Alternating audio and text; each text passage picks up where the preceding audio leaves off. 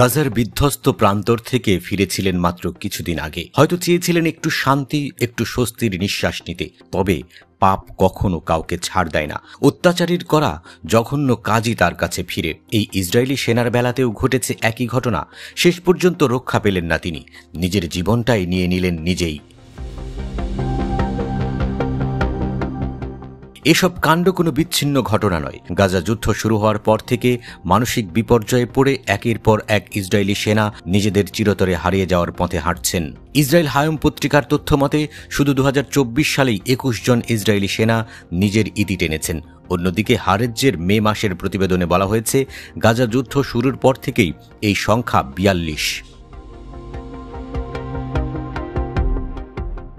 এদিকে আন্তর্জাতিক মহলের যুদ্ধবিরতির আহ্বান অগ্রাহ্য করে গাজায় যুদ্ধ অব্যাহত রেখেছে ইসরায়েল। অক্টোবর 2023 থেকে এখনো পর্যন্ত ইসরায়েলি হামলায় নিহত হয়েছেন প্রায় 57,700 ফিলিস্তিনি, যার অধিকাংশই নারী ও শিশু।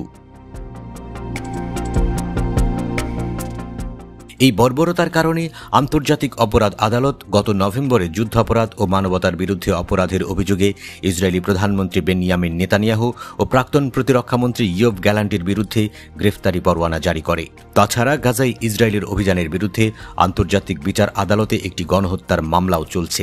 ইসরায়েলি সেনাবাহিনীতে যুদ্ধ পরবর্তী মানসিক ট্রমার ফলে সেনাদের মধ্যে পোস্ট ট্রমাটিক স্ট্রেস ডিসঅর্ডার এর প্রকোপ আশঙ্কাজনকভাবে বেড়েছে। সাম্প্রতিক এক তদন্তে উঠে এসেছে 2023 সালের 7 অক্টোবর থেকে শুরু হওয়া গাজা যুদ্ধের পর অন্তত 35 জন সক্রিয় সেনা একই পথ বেছে নিয়েছেন। এদের অনেকেই পূর্বে স্ট্রেস ডিসঅর্ডারে আক্রান্ত ছিলেন, তবুও তাদের পুনরায় রিজার্ভ ডিউটিতে ডাকা হয়।